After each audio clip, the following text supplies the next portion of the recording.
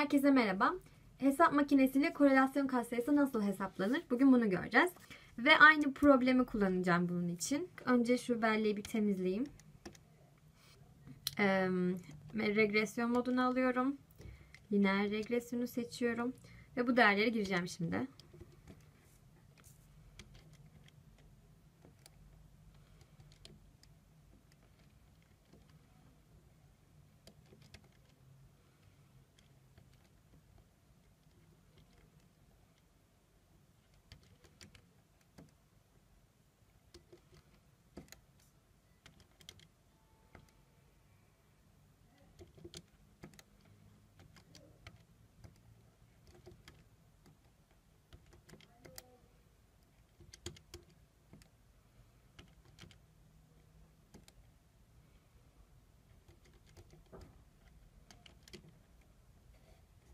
Değerlerimi girdim. Şimdi Shift'e ardından 2'ye ve bir yana gittim.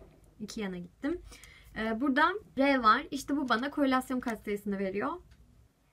Ayrıca Shift 2'ye basarsak bu girdiğimiz X değerlerinin ortalamasını veriyor. Mesela 1 eşittir.